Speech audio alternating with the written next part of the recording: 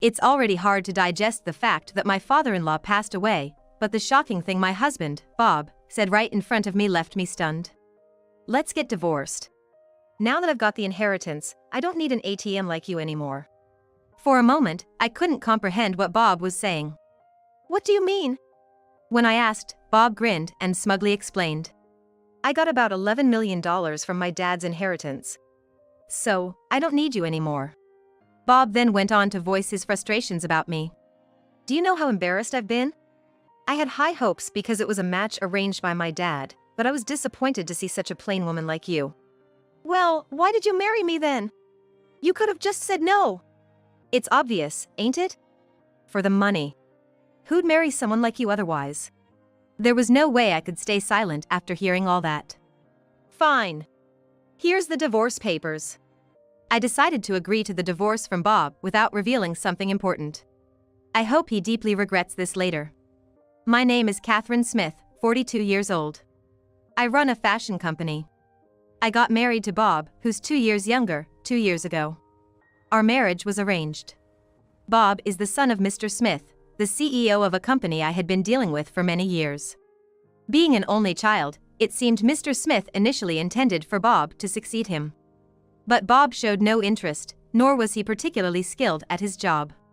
So, Bob quickly dropped out of the running for successor and just worked as a regular employee. What attracted me to Bob? His laid-back nature. Since childhood, people often told me I was too serious and lacked spontaneity. I was often praised for being studious, but sometimes people found me too stiff. Some of my ex-boyfriends even told me, "You're not fun. It's like I'm dating a boss."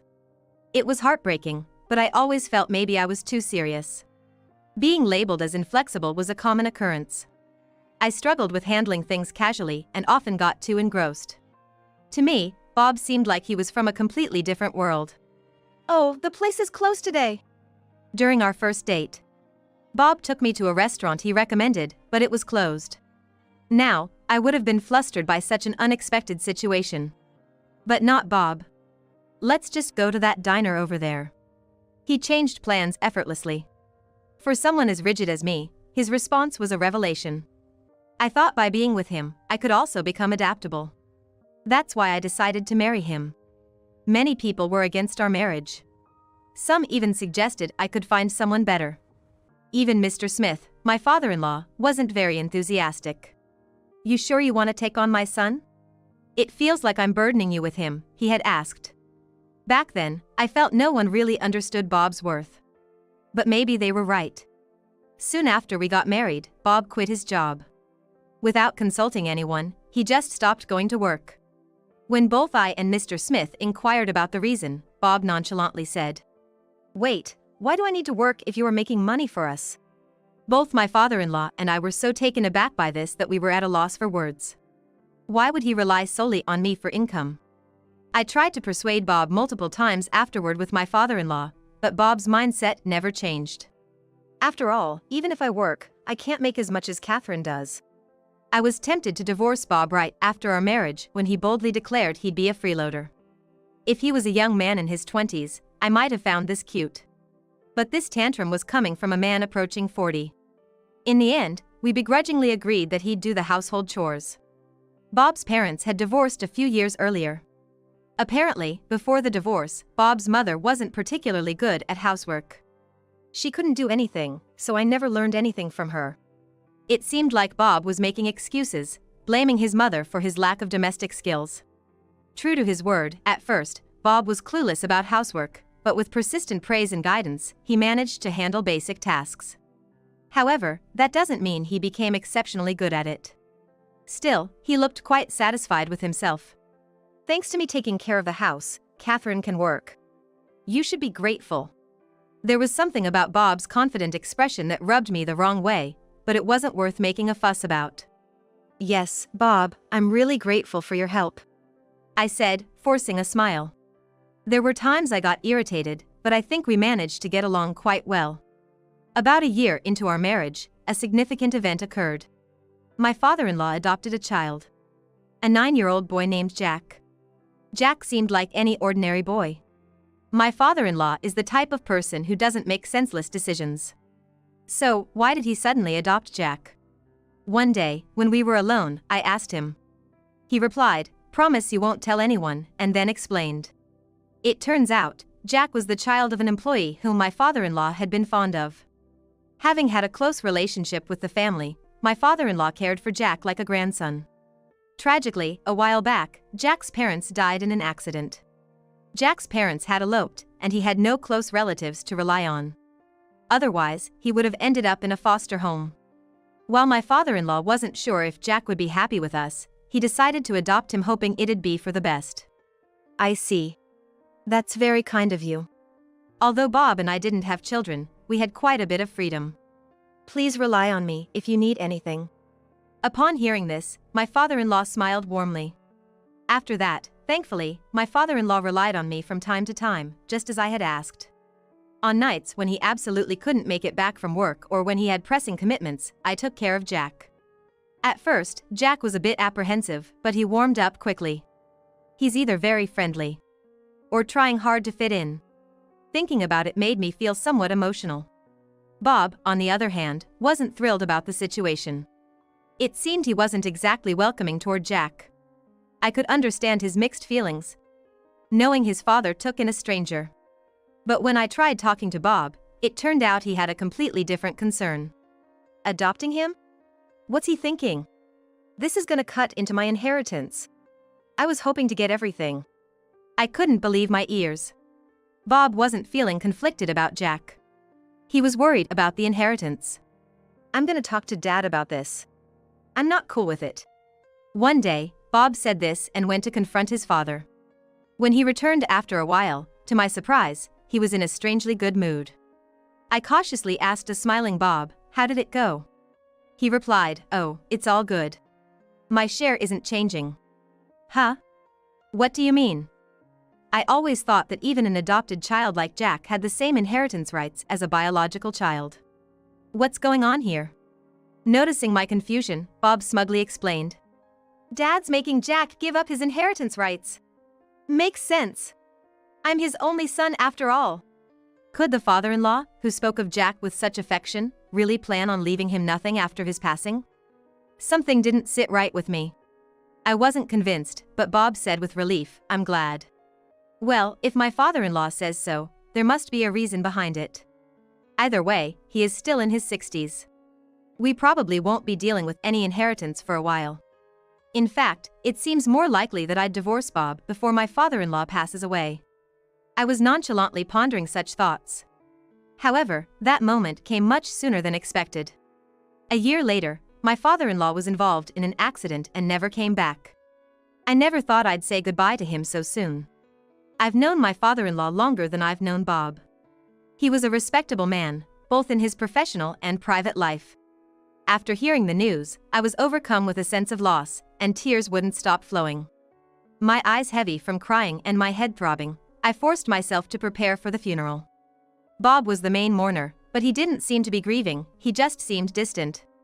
His father had passed away so suddenly. Perhaps Bob was in such shock that it didn't feel real. I had to step up and make preparations to bid farewell to my father-in-law on behalf of Bob. I felt like crying, but somehow held back. During the funeral, as hard as it was for me, seeing Jack cry was the most heartbreaking. Throughout it all, Bob didn't shed a single tear. That's when I began to find his behavior peculiar. Rather than grieving, Bob seems restless, or even giddy. Sometime after the commotion, the reason became clear. Bob, isn't something off with you? Aren't you sad about your dad's passing? I intended my comment to reflect concern about his lack of tears, but his response caught me off guard. Of course I'm sad. But, I'm also kinda thrilled. Oops, guess my joy showed, huh? Come on, Catherine, Dad was the CEO, right? He's bound to have some money. How much do you think he left behind? Geez, how awful could this be? I had thought Bob was just zoning out, but from before the funeral up to now, he hadn't been mourning his father at all, but grinning thinking about the inheritance. What on earth are you thinking? Well, think about it. We're divorced, and my mom doesn't have any of it. I'm his only blood child. Jack, being adopted, won't inherit anything. So, all the inheritance is mine. You think I can't be thrilled about that? Bob had a face that looked like he was about to burst into laughter any moment. Seeing that face made me feel like I was gonna slap him. That's how much Bob's face had relaxed. He was truly delighted from the bottom of his heart that my stepfather had passed away. I can't believe it. Say whatever you want. I just wanted to leave right then. But, before that, there was something I had to tell Bob. About Jack. Now that my stepfather's gone, I've temporarily asked Bob to keep Jack at our place. But, if things continue like this, Jack will have to go to a foster home. In that case, I want to raise Jack with my own hands. That's what I was thinking. About Jack. Yeah, you gonna take him in? Sounds good to me. I was surprised by how easily Bob agreed, and he continued with a smile. After all, what you do, Catherine, has absolutely nothing to do with me anymore. Then he held up a single piece of paper to me. It was a green paper, a divorce paper. What's this? Confused, I asked, and Bob crisply replied. Let's get a divorce. Now that I've got the inheritance, I don't need my personal ATM anymore. For a moment, I didn't understand what Bob was saying. Did he just call me an ATM? And even said I'm no longer needed? What do you mean? When I asked, Bob smirked and proudly told me. I got around $11 million from my dad's inheritance. So, I don't need you anymore. Bob continued. With this much, I don't have to work anymore. I don't need to please you. I don't have to bother with tedious chores. Oh, how wonderful. With exaggerated gestures, Bob openly expressed his joy. I was deeply shocked seeing this side of Bob. The inheritance was money that came in after my stepfather's death. Yet, he's rejoicing as if he won the lottery. As I've been feeling, Bob doesn't seem to mourn or remember my stepfather. He's genuinely happy. But money is a scary thing. It's not uncommon for people to change dramatically after getting a huge sum. Perhaps, with such a large amount in front of him, Bob's just getting a bit carried away. Calm down, Bob. Let's talk first. I put my hand on Bob's shoulder. But Bob quickly shrugged it off and shouted at me with fury. Shut up, you boring woman. I married you because you were introduced by my father and you were a CEO. But I always felt suffocated with you. It's hard for me. Bob listed his grievances against me. I was so disappointed when I expected someone better from the arranged date my dad set up, but then got someone plain like you. If that's the case, he could have just refused the match. I never forced him or passionately persuaded him to marry me. Being portrayed as the victim didn't sit right with me. So why did you marry me then? If you had declined, that would have been fine. It's obvious. For the money. Who else would marry someone like you? Bob laughed at me, mocking. Basically, he married me for my wealth. Bob started with, "It's been a while, so I guess it's safe to say," and revealed a shocking fact. I had a significant debt. My dad said if I change my ways and devote myself to you, he would pay it off. So, of course, I would marry you. It meant he never loved me. He just married me for the money. Well, it wasn't fun, but thanks to you, I was saved. Thanks a lot. Seeing Bob laughing crudely, I made up my mind. I don't know this man anymore. I decided not to give him the advice I had planned on and just started filling out the divorce papers without hesitation. I wrote without pausing or second-guessing. Bob, who had been urging the divorce, seemed a bit surprised to see this. Hey, are you thinking of getting a divorce now? Fine. Here's the divorce papers. After writing them, I felt a sense of accomplishment. Now we're total strangers. Yeah. Whatever happens now doesn't concern the other. You can live with that kid Jack, and I can hang out with younger women. We're free. Bob was ecstatic. From what I could see, he hadn't cheated during our marriage. I never suspected it, but that was a point of interest. But Bob, if you were this happy about it, you should have divorced sooner. I had my reasons. I wanted the money. Bob carelessly stuffed the divorce papers into his bag and left the house in a hurry. I didn't feel right staying in the house where I'd lived with Bob. I was thinking of starting fresh somewhere new with Jack. This seemed like a good time to sell the house and move. I'd love to live close to my parents' place. I think it would help both Jack and me. Jack will have to transfer schools, but he said that's okay. It's a bit sad, but now we can look for a new place without any reservations. Finding a new place was a bit of a challenge, but after some thought, I made a choice. The main deciding factors were the short distance to my parents and the great location. It's pricey, but considering Jack, I think it's the best property out there. Jack accompanied me to view the property and his eyes lit up at the sight of the luxurious house. It's spacious and elaborately decorated. There's plenty of storage, which was a concern of mine. And surprisingly, it even came with a pool. Honestly, I didn't need a pool, but seeing Jack's excitement made it worth it. Wow, this is amazing. It would have been fine for me to live anywhere, but seeing him happy was what mattered most. And so, we moved. It took a while for both Jack and me to adjust, but eventually, our new house became a comforting place. Around that time, I got a call from Bob. He seemed desperate and said he wanted to meet and apologize immediately. I had an idea why he'd suddenly say that. I could have ignored him, but since he was so insistent, I decided to meet. I left Jack with my mother and headed to the diner I had specified. Bob had arrived earlier. He was sitting in a corner booth, looking pale and on the verge of tears. Catherine. I gave Bob a cold look as he stood up upon seeing me. What do you want, Bob? We're supposed to be strangers now. Don't say that. The truth is, my dad had debts. Damn. I never thought he'd. So what? You inherited $11 million, right? Just pay it off. No. The debts, they're more than the inheritance. It seemed the debt exceeded the $11 million inheritance. So after inheriting both the assets and the liabilities, Bob was now saddled with debt. I didn't know I'd inherit the debt too. Bob looked defeated. Please, Catherine. You must have some savings. We were married once. Please help me out. He pleaded with a flattering smile. Did Bob even remember what he said before?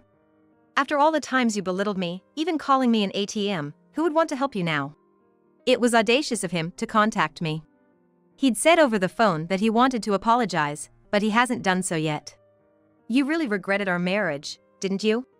After everything you said, how can you ask for help now? Well, back then, I never imagined this would happen. His convenience astounded me. He probably thought he wouldn't need money from me anymore, but now that he does, he's groveling. It seemed that way. Sorry, but I can't meet your expectations. I don't have the money. What are you talking about? I know your business is thriving. Liar. I wish he'd stop blaming me, an innocent bystander, for his own mistakes. I'm not lying. I just don't have the money to lend to you. Not every bank lends to everyone, right? Why would I lend if I don't expect it back? Bob remembered the harsh words he once threw at me and looked a bit guilty. Yet he doesn't apologize. Such a proud man. What's with the cold shoulder? Don't you care what happens to me? Oh? Did you forget what you said when we got divorced? We're strangers now, nothing to do with each other. Weren't those your words? I don't understand how he can act like he's the victim. How thick-skinned can he be? Does he have the ability to forget everything that doesn't suit him? I wish I had recorded what he said back then and could play it back to him. I might have said something like that. But I didn't mean it. I never imagined things would turn out this way. Bob leaned on the table, looking sad. I thought about the life insurance, but my dad's lawyer said I'm not the beneficiary. Oh, really? I laughed at his statement, which made Bob look at me in shock. You don't think? Catherine, did my dad leave it to you? No, it's not me. Then why'd you laugh?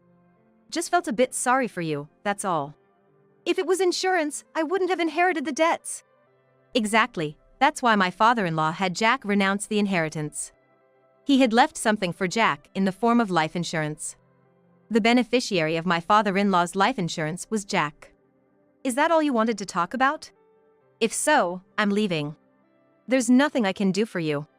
Wait. Can't we start over? I was just upset about my dad back then, but I truly care about you, Catherine. You mean you only see me as a dollar sign, right? I know. Bob was denying and saying all sorts of things, but I'm not getting fooled again. After all, I don't have a single dime to give to someone like him. Well, someone important is waiting for me at home. With that, I left the diner. I could hear Bob crying out in a pitiful manner, but to me, it was just noise. I need to hurry home, Jack might be hungry. Or maybe he got something from his grandma. I quickly headed to the subway station. As for Bob, I heard he's working multiple part-time jobs to pay off his debts. With no work experience, qualifications, or motivation, he couldn't get a full-time job anywhere. I once saw him working at a convenience store while I was on my way to a client. He looked much older and thinner. Quite shocking. Bob, who had been living off others, was now facing the consequences. There's no sympathy for him. On the other hand, I'm living peacefully with Jack. We even argue sometimes now. It's saddening when Jack ignores me after a fight, but I try to see it as a sign that he's opening up to me. I plan to support him until he can stand on his own 2 feet. That's probably what my father-in-law wished for, and it's my goal in life now.